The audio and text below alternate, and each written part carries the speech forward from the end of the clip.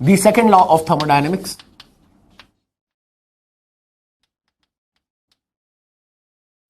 Second law of thermodynamics समझने से पहले या इस टॉपिक को समझने से पहले सबसे पहले हमें यह समझना है that all processes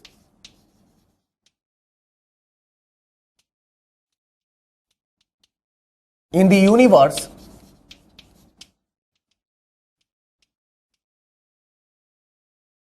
can come under two major broad headings. You can either have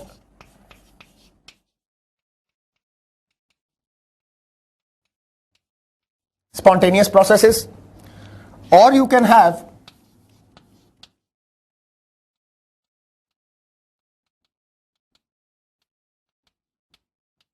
non spontaneous processes.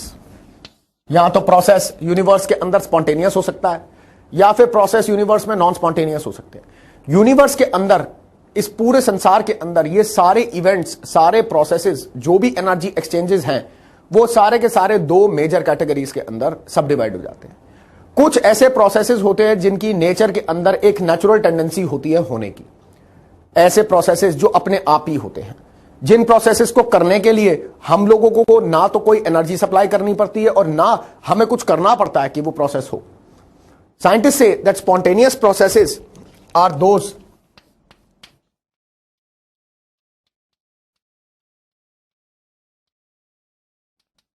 processes that have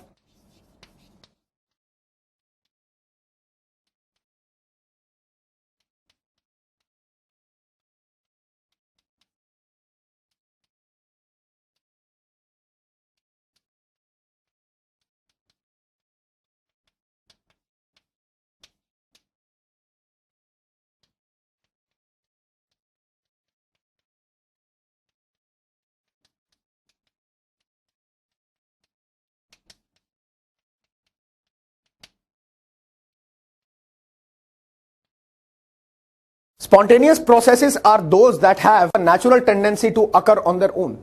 देखो, कुछ ऐसे प्रोसेसेस हैं जो अपने आप होते हैं। अब साइंटिस्ट इसके अंदर छोटा सा एक नुक्ता जोड़ देते हैं। वो कहते हैं कि those processes that have a natural tendency to occur on their own or be by an initial excitation once। या तो कोई प्रोसेस ऐसा हो जो अपने आप ही होता चले जाए, ये तो कोई ऐसा प्रोसेस हो जो ऐसे अपने आप ही होता जाए। For example, a river flows down the hill. नदी पहाड़ के नीचे बहती है। अब हम तो नहीं कहते उसको बहने के लिए, अब नदी पहाड़ के नीचे अपने आप ही बहती है। अब साइंटिस्ट कहते हैं ऐसे में तो हमें कोई एक्साइटेशन की जरूरत भी नहीं है। Under gravitational force, liquidity, fluidity of the liquid, liquid एक हायर ऑल्टीट्यूड के ऊपर है तो वो ऑटोमेटिकली लोअर ऑल्टीट्यूड की तरफ आता है। ऊपर से लिक्विड अपने आप ऑटोमेटिकली फ्लो करता है। अब जरूरी बात है कि इस तरह के लिक्विड फ्लो को या इस तरह के रिवर के फ्लो को हम लोग प्रिकर्स तो नहीं करते, हम लोग इनिशिएट तो नहीं करते, हम लोग एक्साइट तो नहीं करते, ये तो अपने आप ही होता रहता है। तो वो कहते हैं those processes that have a natural tendency to occur on their own. प्रकृति के अंदर जिन प्रोसेसेस के होने की, अपने आप ही हो जाने की एक विधि है। फॉर एग्जाम्पल, लिक्विड के अंदर आपने इंक की ड्रॉप डाल दी तो वो इंक की ड्रॉप अपने आप उस पूरे पानी के अंदर डिस्पर्स हो जाएगी। उस डिस्पर्सल को करने के लिए, उस इंक की ड्रॉप को पानी के अंदर यूनिफॉर्मली या होमोजीनियसली डिस्पर्स करने के लिए हमें कुछ नहीं करना पड़ता। अब व्हाट साइंटिस्ट से इसके ये जो डिस्पर्सल ये अपने आप नेचुरल टेंडेंसी में ही हो जाता है। नेचुरल टेंडेंसी में जो होने वाले प्रोसेसेस हैं वो हैं जिन प्रोसेसेस को करने के लिए हमें कुछ करना नहीं पड़ता। यहां तक कि स्पॉन्टेनियस प्रोसेसेस, इन्हीं स्पॉन्टेनियस प्रोसेसेस को हम लोग ऐसे प्रोसेसेस को भी स्पॉन्टेनियस मान लेते हैं जिनको एक बार इनिशियली एक्साइट किया तो वो एंडलेसली चलते रहे। जैसे कि burning of a magnesium ribbon. अब मैग्नीशियम रिबन चाहे 5 मीटर लंबा हो चाहे 5 किलोमीटर लंबा हो, एक बार माचिस से उसको जला दोगे और वो जलना शुरू हो जाएगा तो उसके बाद वो जलते ही रहेगा, चाहे वो कितना भी लंबा क्यों ना हो। अब साइंटिस्ट बोलते हैं कि one initial excitation causes the ribbon to burn endlessly. जितना मर्जी लंबा रिबन लगा दो, उसके बाद आपको कोई एक्साइटेशन करने की जरूरत नहीं पड़ेगी, वो अपने आप ही चलता जाएगा और अपने आप ही बर्न करता जाएगा। जैसे हम बोलते हैं बर्निंग ऑफ कोल या सिमरिंग ऑफ कोल। अब कोयला वैसे तो एयर के एक्सपोजर में है, लेकिन कोयला एयर के साथ रिएक्ट नहीं करता क्योंकि कोयले की ऑक्सीजन के साथ रिएक्ट करने की जो एक्टिवेशन एनर्जी है वो सराउंडिंग्स में अवेलेबल नहीं होती। तो हम क्या करते हैं, माचिस जलाई, माचिस जला करके उसको जैसे ही कोयले के ऊपर लगाया तो कोयला जलने लग गया। कोयले को एक बार एक्साइट करने के बाद वो कोयला एंडलेसली जलता रहेगा, भले ही वो 2 टुकड़े कोयले के हो, चाहे वो 20 टुकड़े कोयले के हो, चाहे वो 2 टन कोयले का हो। एक बार आपने उसको एक्साइट कर दिया और वो कोयला जलने लग गया, उसके बाद वो कोयला हमेशा के लिए ही जलता रहेगा, for ever it will keep burning. So what scientist से कि spontaneous processes are those that have a natural tendency to occur on their own, or are those processes which require one initial excitation after which the process keeps going on endlessly. तो या तो process अपने आप ही होता चले जाए, या फिर उसको करने के लिए या उस प्रोसेस को होने के लिए हमें एक बार एक इनिशियल एक्साइटेशन देनी पड़े, जिसके पश्चात वो प्रोसेस अपने आप ही चलता चले जाएगा. एक बार फिर से पढ़ लो. Those processes that have a natural tendency to occur on their own or be by an initial excitation once, these are called spontaneous processes. चिंता मत करो, हम लोग इन spontaneous processes के अभी काफी सारे examples लिख डालेंगे. Non spontaneous processes are those processes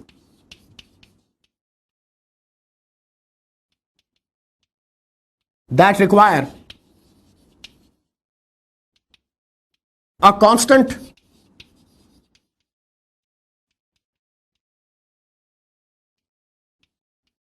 energy supply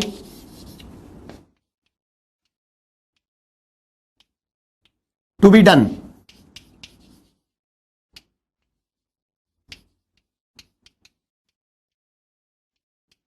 They do not occur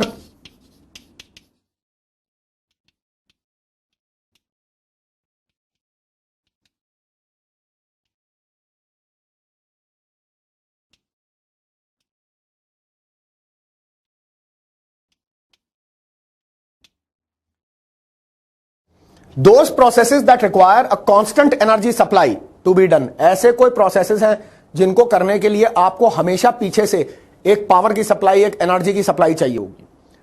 scientist कहते हैं these do not occur on their own, ये अपने आप नहीं होते, but always need an energy source to be done. इनको करने के लिए हमेशा पीछे से एक एनर्जी सोर्स की रिक्वायरमेंट होती है. फॉर एग्जाम्पल, पंखे का चलना, एसी का चलना, रेफ्रिजरेटर का चलना, आप कोई भी इनमें से अप्लायंस चलाते हो तो उस अप्लायंस को चलाने के लिए आपको एक कांस्टेंट एनर्जी सप्लाई की आवश्यकता पड़ती है. अगर बिजली नहीं होगी, अगर बत्ती नहीं होगी, तो जरूरी बात है कि आपका ये रेफ्रिजरेटर और एसी और आपका पंखा, आपकी लाइटें, ये सब कुछ नहीं चलेगा, आपका टेलीविजन सेट नहीं चलेगा. साइंटिस्ट कहते हैं कुछ ऐसे प्रोसेसेस है जैसे इलेक्ट्रोलिसिस है. अगर आप किसी सब्सटेंस को इलेक्ट्रोलाइज करना चाहते हो, उसके आयंस को डिस्चार्ज करके न्यूट्रल मॉलिक्यूल्स में कन्वर्ट करना चाहते हो, जरूरी बात है आपको एक बैटरी लगानी पड़ेगी. निश्चित रूप से किसी भी प्रकार का ऐसा कोई प्रोसेस हमें करना पड़े जिस प्रोसेस के लिए कांस्टेंट एनर्जी सप्लाई की रिक्वायरमेंट हो, अगर एनर्जी सप्लाई बंद कर दें तो ऐसी सिचुएशन में वो प्रोसेस रुक जाए. तो इस तरह के प्रोसेसेस सारे नॉन स्पॉन्टेनियस प्रोसेसेस में कैटेगराइज हो जाते हैं. तो हमारी जो कैटेगरी है वो स्पॉन्टेनियस और नॉन स्पॉन्टेनियस प्रोसेसेस की. यूनिवर्स के अंदर जितने प्रोसेसेस अपने आप हो रहे हैं वो सारे प्रोसेसेस स्पॉन्टेनियस, और जिन प्रोसेसेस के पीछे हमें एक कांस्टेंट एनर्जी सप्लाई की आवश्यकता है, हमेशा एक एनर्जी सोर्स की रिक्वायरमेंट है, इस तरह के प्रोसेसेस सारे नॉन स्पॉन्टेनियस. तो स्पॉन्टेनिटी और नॉन स्पॉन्टेनिटी यूनिवर्स के ही बनाए हुए दो ऐसे प्रोसेसेस हैं जो साइमल्टेनियसली यूनिवर्स में चलते हैं. स्पॉन्टेनियस प्रोसेसेस अपने आप होते जाते हैं, नॉन स्पॉन्टेनियस प्रोसेसेस को हमें करना पड़ता है, ये प्रोसेसेस अपने आप नहीं होते. तो ये जो डिस्क्रिप्शन थी वो सिर्फ यूनिवर्स के अंदर रहने वाले प्रोसेसेस की थी, ताकि अगर मैं सेकंड लॉ ऑफ थर्मोडायनेमिक्स की स्टेटमेंट दूं तो वो स्टेटमेंट हम लोग को समझ में आए. वो स्टेटमेंट हमें तभी समझ में आएगी जब हमें इन दोनों टाइप के प्रोसेसेस के बारे में सफिशिएंट और एम्पल इंफॉर्मेशन होगी. क्यों ना अब इन प्रोसेसेस की डेफिनेशन जो हमने लिख ली है, इनकी डेफिनेशन लिखने के बाद हम लोग इन प्रोसेसेस के कुछ एग्जाम्पल्स जरूर यहां पे मेंशन करें.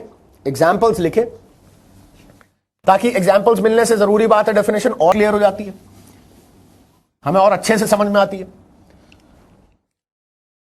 तो spontaneous processes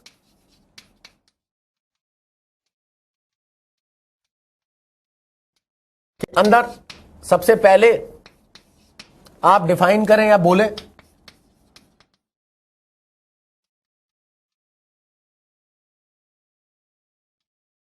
river flowing down the hill, ये अपने आप ही होता है. Evaporation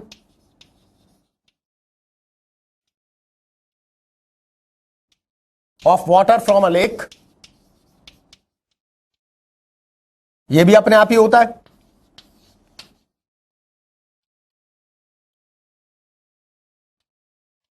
melting of ice,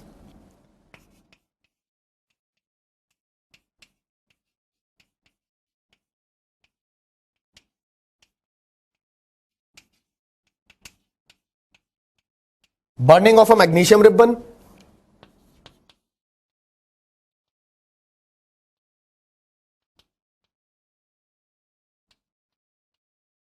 simmering of coal,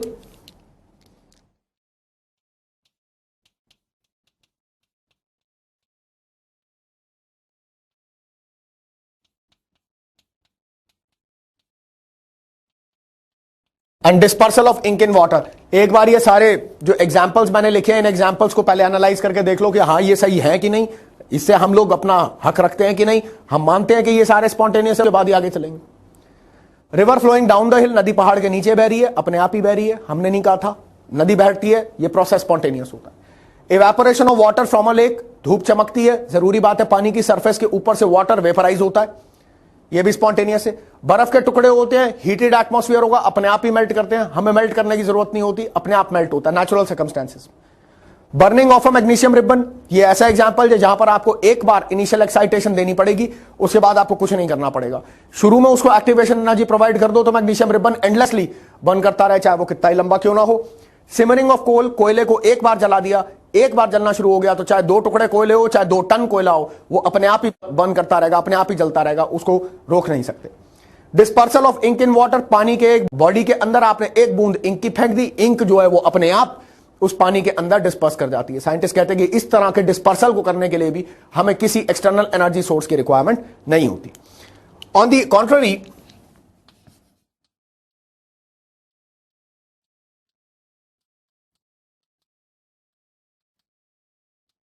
if we talk about processes that are non-spontaneous, सबसे पहले देखो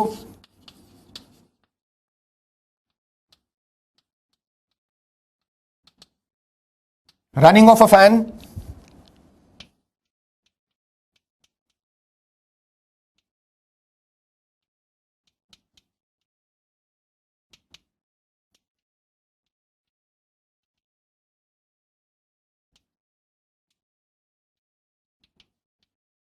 operating a TV set, a refrigerator or an AC,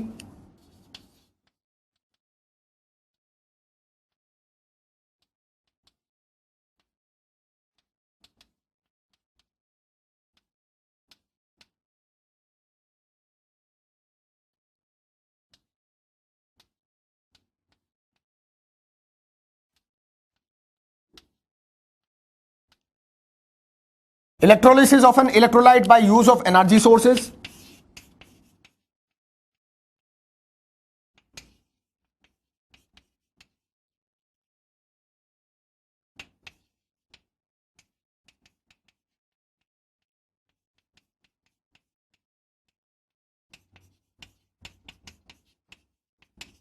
running of a railway engine or an aircraft or different types of locomotives,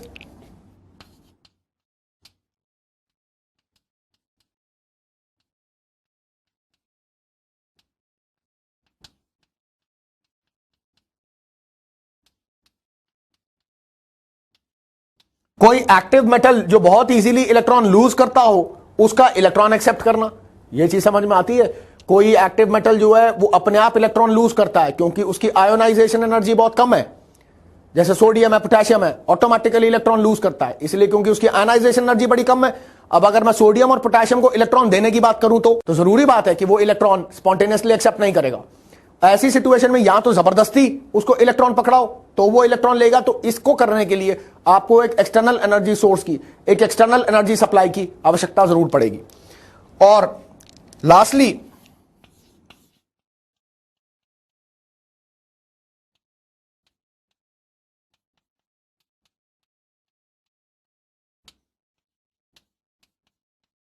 separation of ink from water. Ink अगर पानी के अंदर बड़ी आराम से डिस्पर्स हो जाती है, क्योंकि तुम पानी की बॉडी के अंदर एक बूंद इंक की डालो तो वो अपने आप डिस्पर्स हो जाएगी। अगर मैं उसके बाद बोलूं कि इस इंक को सेपरेट करो तो हम लोग निश्चित रूप से ये कर सकते हैं, डिस्टिलेशन का प्रोसीजर लेकर के 2 लिक्विड्स को आपस से सेपरेट किया जा सकता है। लेकिन एक बात याद रखना कि डिस्टिलेशन एनर्जी कंज्यूमिंग होता है। डिस्टिलेशन के अंदर आपको external energy supply, external energy source लगेगा। बिना एक्सटर्नल एनर्जी सोर्स के 2 लिक्विड्स आपस में सेपरेट आउट नहीं होंगे। अगर 2 लिक्विड्स को आपस में मिक्स करना होता, वो मिसिबल लिक्विड्स होते, तो वो स्पॉन्टेनियस प्रोसेस होता। और अगर उनको सेपरेट आउट करना होता, विभाजित करना होता, अलग अलग करना होता, निश्चित रूप से उसके लिए आपको एक एक्सटर्नल एनर्जी सप्लाई की, एक एक्सटर्नल एनर्जी सोर्स की आवश्यकता पड़ती। तो यहां पर मैंने अगर एक एग्जांपल लिखा dispersal of ink in water, तो जरूरी बात है separation of ink from water, ink को पानी से सेपरेट करना जरूरी बात है। यह प्रोसेस जो है, यह प्रोसेस नॉन स्पॉन्टेनियस होगा। इस प्रोसेस को करने के लिए हम लोगों को एक एक्सटर्नल एनर्जी सप्लाई की जरूरत पड़ेगी। यूनिवर्स के अंदर बहुत सारे प्रोसेसेस ऐसे हैं जो स्पॉन्टेनियस हैं और बहुत सारे प्रोसेसेस ऐसे हैं जो बिना एनर्जी सप्लाई के नहीं हो पाते। तो जिनको करने के लिए हमें चाहिए होता है पार्टिकल जो है वो पार्टिकल आकर के अपने आप एक सरफेस के ऊपर एडजॉर्ब कर दे। एक पार्टिकल जो है वो पार्टिकल, गैस पार्टिकल मूव करके अपने आप एक सरफेस के ऊपर एडजॉर्ब कर दे। तो इस एडजॉर्प्शन के लिए प्रोसेस, इस एडजॉर्प्शन का प्रोसेस स्पॉन्टेनियस है। अब मैं बोलूं कि इसी पार्टिकल को इस सरफेस के ऊपर से रिमूव करो, तो जरूरी बात है आपको एनर्जी लगेगी हीट के फॉर्म में। उसको डिसॉल्व करने के लिए, पार्टिकल को रिमूव करने के लिए एनर्जी सप्लाई लगेगी। ऑनवर्ड प्रोसेस या फॉरवर्ड प्रोसेस अगर स्पॉन्टेनियस होता है तो ऐसे में उसका बैकवर्ड प्रोसेस जरूरी बात है कि वो नॉन स्पॉन्टेनियस होगा। फॉरवर्ड प्रोसेस, ऑनवर्ड प्रोसेस अगर एक डायरेक्शन ऑफ प्रोसेस है वो स्पॉन्टेनियस है, जरूरी बात है उसकी जो बैकवर्ड डायरेक्शन होगी वो नॉन स्पॉन्टेनियस होगी।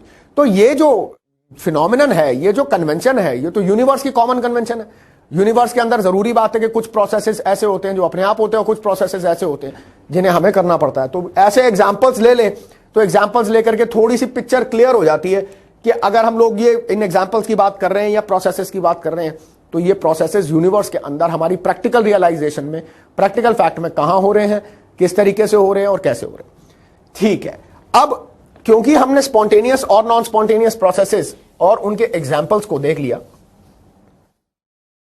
तो अब हम आगे चलते हैं। The statement for second law of thermodynamics, एक काम करते पहले क्लॉसियस स्टेटमेंट देख लेते हैं।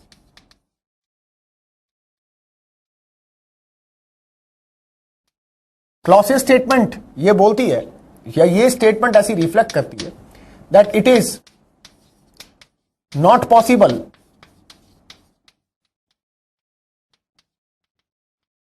For a self acting machine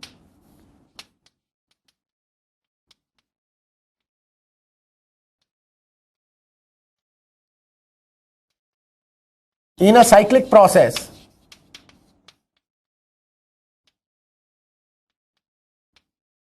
to be able to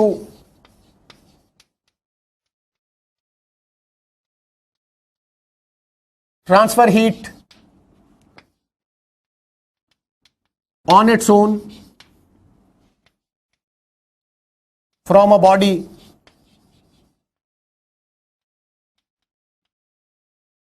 at a lower temperature to one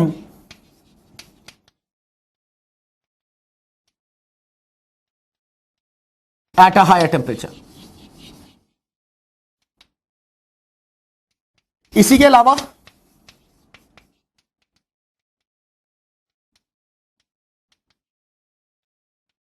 एक केल्विन स्टेटमेंट है सेकंड लॉ ऑफ थर्मोडायनामिक्स के लिए, इसको भी देख लो। वैसे हैं सारी स्टेटमेंट्स का जो बेसिक आइडिया है, जो बेसिक मोटिव है, वो तो सबका सेम ही है। फिर भी क्योंकि साइंटिस्ट ने अलग अलग एक्सपीरियंसेस के थ्रू अलग अलग स्टेटमेंट्स पुट फॉरवर्ड की हैं, जो देख सकते हैं उसमें कुछ स्टेटमेंट्स कॉमन ले लेंगे तो हमको एक वाइडर स्पेक्ट्रम मिल जाएगा पूरी स्टेटमेंट्स को इकट्ठा डालने के लिए। That it is not possible for an engine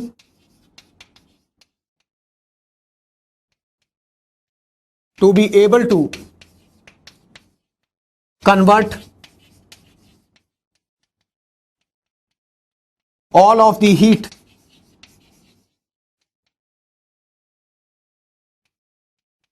into mechanical work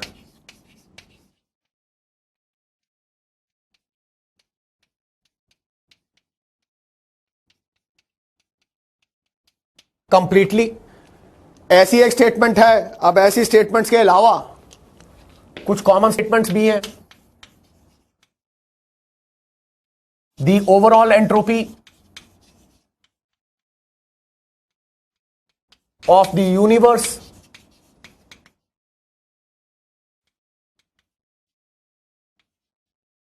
is always increasing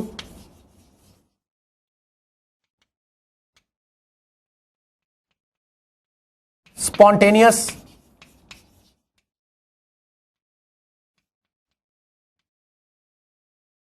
processes are always accompanied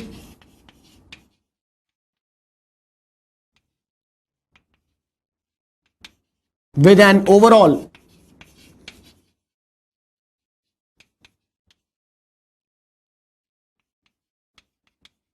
increase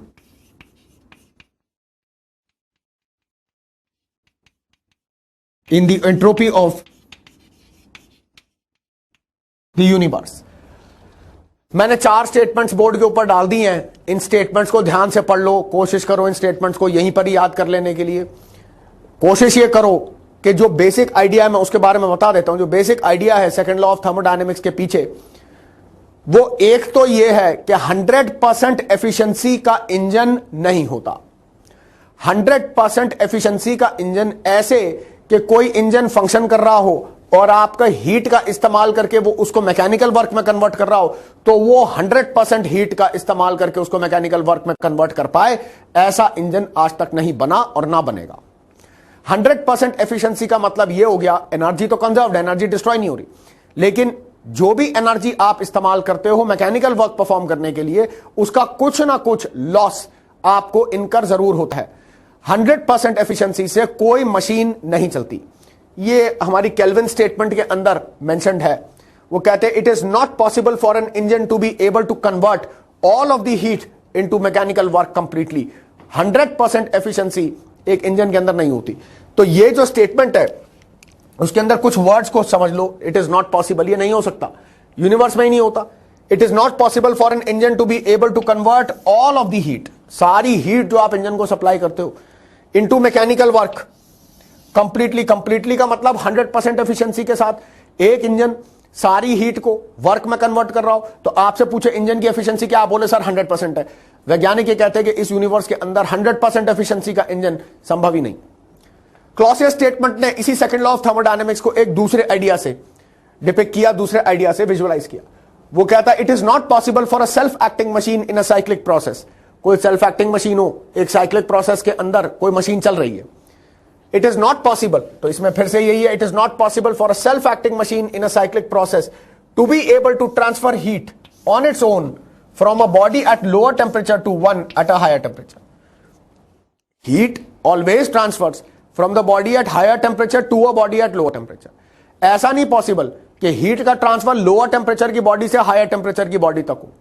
और साइंटिस्ट कहते हैं कोई सेल्फ एक्टिंग मशीन ऐसी हो जो साइक्लिक प्रोसेस में लगी हो, वो आपको एक लोअर टेम्परेचर से हायर टेम्परेचर तक हीट ट्रांसफर करके दे, बिना कोई काम किए, बिना किसी वर्क के, बिना किसी वर्क एक्सपेंस के हीट का transfer lower temperature to higher temperature हो, ऐसा नहीं हो सकता। हीट का ट्रांसफर अगर इनवेरिएबली होगा तो हमेशा higher temperature to lower temperature ही होगा, lower temperature to higher temperature. Spontaneously वो प्रोसेस नहीं हो सकता। सेकंड लॉ ऑफ थर्मोडायनेमिक्स एक तरीके से स्पॉन्टेनिटी का प्रोसेस है, स्पॉन्टेनिटी की स्टेटमेंट। स्पॉन्टेनिटी एक ऐसी चीज है जो सेकंड लॉ ऑफ थर्मोडायनेमिक्स को गवर्न करती है। यही कारण है कि ऐसी सेकंड लॉ ऑफ थर्मोडायनेमिक्स की स्टेटमेंट सीखने से पहले, इसकी स्टेटमेंट्स की डिक्टेशन देने से पहले मैंने आपको स्पॉन्टेनियस और नॉन स्पॉन्टेनियस प्रोसेसेस के बारे में बताया था। एक स्टेटमेंट ये बोलती है the overall entropy of the universe is always increasing. Universe के अंदर जो डिसऑर्डर है, यूनिवर्स में जो रैंडमनेस है, यूनिवर्स के अंदर जो एंट्रोपी है, वो हमेशा ही बढ़ रही है। यूनिवर्स की एंट्रोपी कभी कम नहीं हो रही। जैसे यूनिवर्स के अंदर स्पॉन्टेनियस प्रोसेसेस होते जा रहे हैं, नेचुरली अकरिंग स्पॉन्टेनियस प्रोसेसेस हो रहे हैं, यूनिवर्स की एंट्रोपी, यूनिवर्स का डिसऑर्डर, यूनिवर्स के अंदर रैंडमनेस इनवेरिएबली इंक्रीज करता ही चले जा रहा है, करता ही चले जा रहा है। एक स्टेटमेंट ये बोलती है spontaneous processes are always accompanied with an overall increase in the entropy of the universe. अब इसमें ये रीजन है, ये स्टेटमेंट थोड़ी बेटर है। ये रीजन ये है कि अगर यूनिवर्स की एंट्रोपी हमेशा ही बढ़ती चली जा रही है, इनवेरिएबली इंक्रीज करती जा रही है, हमेशा इंक्रीज करती जा रही है, सवाल सिर्फ इतना है कि वो इंक्रीज क्यों हो रहा है।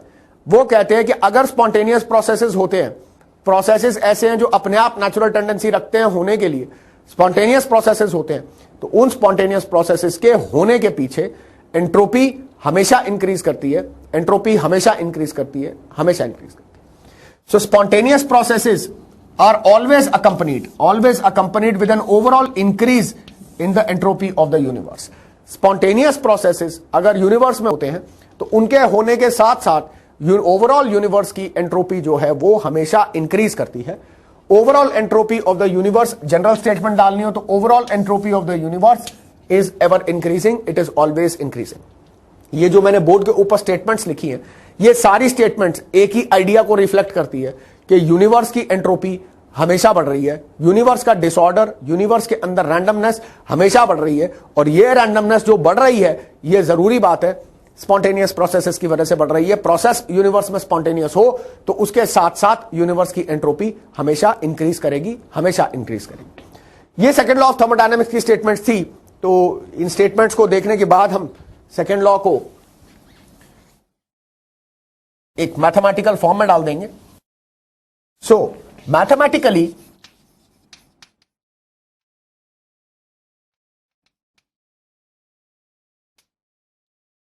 second law of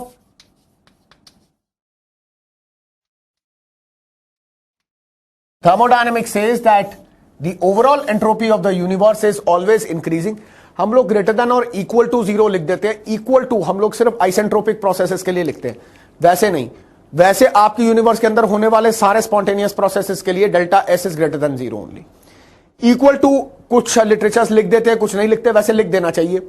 कुछ आइसेंट्रोपिक प्रोसेसेस ऐसे हैं जो स्पॉन्टेनियसली हो जाते हैं, जिनके लिए डेल्टा एस की वैल्यू जीरो होती है। खैर, उसको लेकर के बहुत टेंशन करने की जरूरत नहीं है और ज्यादा चिंता करने की जरूरत नहीं है। Overall entropy change of the universe is always positive. अब universe comprises of delta S system plus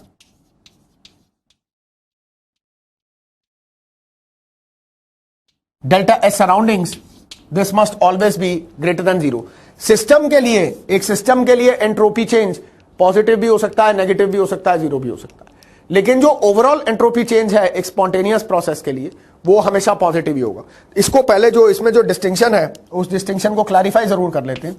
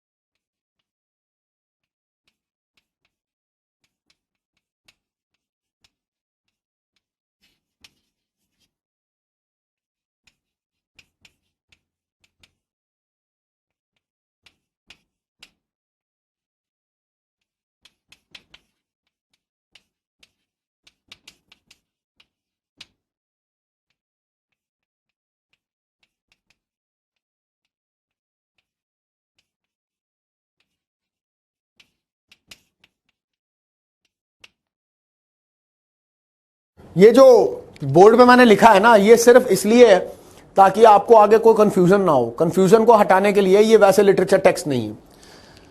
वो कहते हैं remember that delta S of the system. अब डेल्टा एस सिस्टम मतलब this is entropy change of the process that you are doing. जो process आप कर रहे हो, जरूरी बात है वो प्रोसेस एक सिस्टम में हो रहा है। जो प्रोसेस आप कर रहे हो उसके लिए entropy change will be delta S of the system. Remember, इसको याद रखो that delta S of the system, system का जो एंट्रोपी चेंज है, होने को वो पॉजिटिव भी हो सकता है, होने को वो नेगेटिव भी हो सकता है, डिपेंडिंग ऑन द प्रोसेस। इस चीज के ऊपर निर्भर करता है कि प्रोसेस कर क्या रहे हो। कुछ processes are accompanied, some processes are accompanied by a positive value of entropy change, some processes are accompanied by a negative value of entropy change. कुछ प्रोसेसेस में एंट्रोपी चेंज पॉजिटिव होता है, कुछ प्रोसेसेस में एंट्रोपी चेंज नेगेटिव होता है। अरे system का डेल्टा एस पॉजिटिव भी हो सकता है, नेगेटिव भी हो सकता है, इसको दिमाग में रखना। लेकिन but overall entropy change of the universe that is associated with a spontaneous process is always positive. Universe के एंट्रोपी चेंज सिस्टम और सराउंडिंग्स के एंट्रोपी चेंज का सम है। यूनिवर्स का एंट्रोपी चेंज सिस्टम का और सराउंडिंग्स के एंट्रोपी चेंज का सम है। साइंटिस्ट के हिसाब से यूनिवर्स का जो एंट्रोपी चेंज है वो एक स्पॉन्टेनियस प्रोसेस के लिए हमेशा पॉजिटिव होता है। बहरहाल सिस्टम का एंट्रोपी चेंज पॉजिटिव भी हो सकता है, नेगेटिव भी हो सकता है। ये तो इस चीज पे निर्भर है, करता है, इस चीज पे डिपेंड करता है कि जो प्रोसेस तुम कर रहे हो वो स्पॉन्टेनियस है कि नहीं है, प्रोसेस स्पॉन्टेनियस है कि नॉन स्पॉन्टेनियस। अगर प्रोसेस स्पॉन्टेनियस है तो ऐसी परिस्थिति में overall entropy change of the universe will always be positive. Delta S system plus delta S surroundings will always be greater than zero. That is a different issue, वो एक अलग कहानी है कि अगर हम लोग सिस्टम का ही डेल्टा एस के बारे में बात करते तो वो डेल्टा एस पॉजिटिव भी हो सकता था, नेगेटिव भी हो सकता था। ठीक है, तो now supposing we have body 1 at temperature T1 and we have another body 2 at temperature T2. अच्छा, supposing T1 is greater than T2 and supposing body 1 loses Q amount of heat to body 2. अब ये समझ में आ गया मैंने जो experiment बनाया ऊपर, वो एक्सपेरिमेंट क्या है? दो बॉडीज हैं, दोनों बॉडीज, एक बॉडी टेम्परेचर T1 पर है और दूसरी बॉडी टेम्परेचर T2 पे है, और ये मान लो कि जो बॉडी T1 पर है उसका टेम्परेचर हायर है, बॉडी 2 का जो टेम्परेचर T2 है वो लोअर है। मान लो बॉडी 1 कोई हीट रिजेक्ट करती है बॉडी 2 में, तो अगर मुझे इस पर्टिकुलर सिस्टम का, इसको सिस्टम ले लो और इसको सराउंडिंग्स ले लो, ठीक है। अब सपोजिंग मुझे डेल्टा एस ऑफ सिस्टम निकालना है, तो जरूरी बात है तुम मुझे कहोगे कि सर इसने, इस बॉडी 1 ने हीट रिलीज की है, इस बॉडी 1 ने हीट रिजेक्ट की है, तो इसके लिए मेरे पास जो लॉस्ट हीट है वो minus Q divided by T मेरे को डेल्टा एस ऑफ सिस्टम मिल जाएगा। क्योंकि सिस्टम टेम्परेचर T1 पर है तो जरूरी बात है ये टेम्परेचर T जो है वो टेम्परेचर T1 हो। ये हम लोगों ने कल ही बात की थी एंट्रोपी के कॉन्सेप्ट के अंदर कि entropy will be given as minus Q reversible isothermal divided by T. तो अगर Q amount of heat reject की है बॉडी 1 ने और बॉडी 1 टेम्परेचर T1 पर है, तो मैं इसको लिख दूंगा minus Q divided by T1। अब मुझे एक बात बताओ, अगर बॉडी 2 सराउंडिंग्स है कि सिस्टम ने हीट रिजेक्ट की और सराउंडिंग ने गेन की, तो सराउंडिंग ने कितनी हीट गेन की होगी? क्यू ही, लेकिन सराउंडिंग का टेम्परेचर क्या था? T2। तो डेल्टा एस